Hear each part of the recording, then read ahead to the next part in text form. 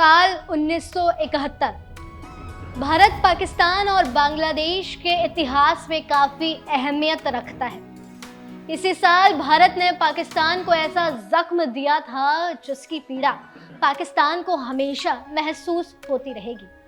बांग्लादेश की बात करें तो ये वही साल था जब दुनिया के नक्शे पर बांग्लादेश एक स्वतंत्र देश के रूप में उभरा।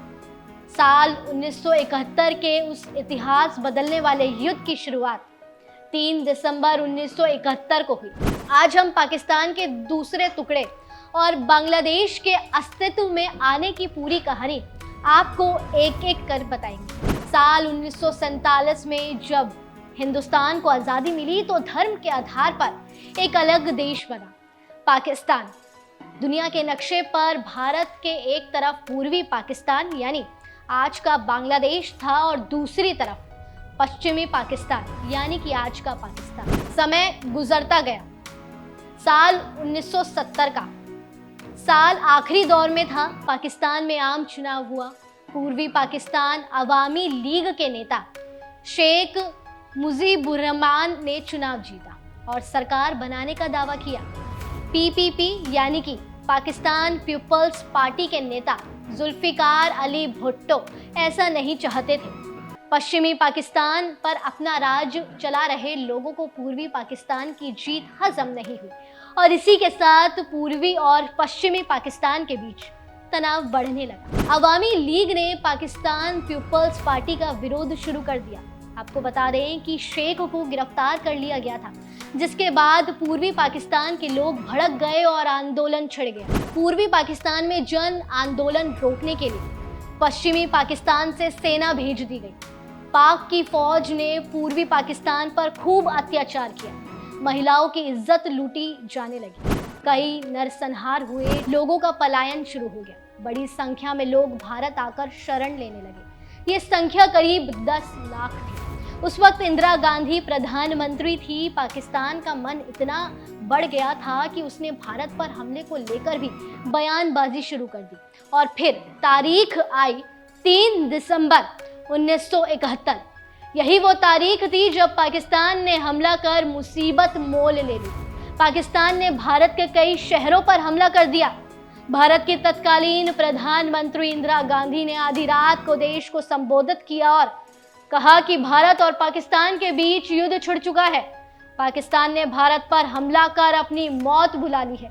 ये सभी बातें इंदिरा गांधी ने कही। भारतीय वायुसेना ने पश्चिमी पाकिस्तान के सैन्य ठिकानों पर बमबारी शुरू कर दी। 4 दिसंबर को बंगाल की खाड़ी में दोनों देशों की नौसेनाओं के बीच युद्ध शुरू हो गया।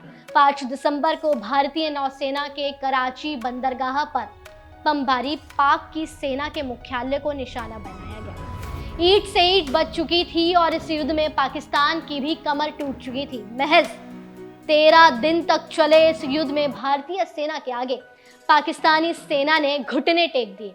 तारीख थी 16 दिसंबर 1971 की। सुबह जनरल जैकब को सैन्य अध्यक्ष सैम मानेकशॉ का संदेश मिला कि आत्मसमर्पण की तैयारी के लिए तुरंत ढाका पहुंचे। नियाजी के पास तब ढाका में 26,400 सैनिक थे। लेफ्टिनेंट जनरल JR जैकब अपनी सेना के साथ आगे बढ़ते हुए नियाजी के कमरे में पहुंचे तो वहां सन्नाटा पसरा था। कमरे में पड़ी एक मेज पर सरेंडर के डॉक्यूमेंट्स रखे थे।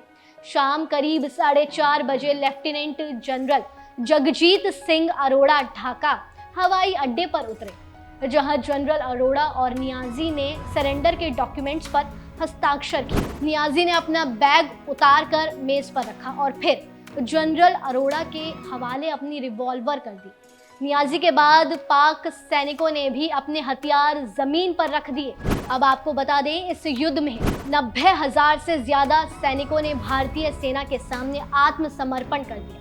पाकिस्तान भी भारत के सामने घुटने टेक चुका था और इसी के साथ भारत ने पाकिस्तान को 2 टुकड़ों में बांट दिया। भारत ने पूर्वी पाकिस्तान को मुक्त घोषित किया और दूसरी दुनिया का नक्शा बना डाला। और फिर इस तरह 16 दिसंबर 1971 को पाकिस्तान ने अलग होकर बांग्लादेश के रूप में एक नए राष्ट्र का उदय हुआ। आज ही वो तारीख थी। हमें लगा क्यों ना हम आप सभी को पाकिस्तान से अलग होकर बांग्लादेश को नया देश बनने की पूरी कहानी बताएं। इस खबर को लेकर आपकी क्या राय है, हमें कमेंट सेक्शन में ज़रूर बताएं। और अगर जानकारी आपको पसंद आई हो तो अपने दोस्तों के साथ ज़रूर शेयर कीजिए और ऐसे ही जुड़े रहिए न्यूज़ फुट के साथ।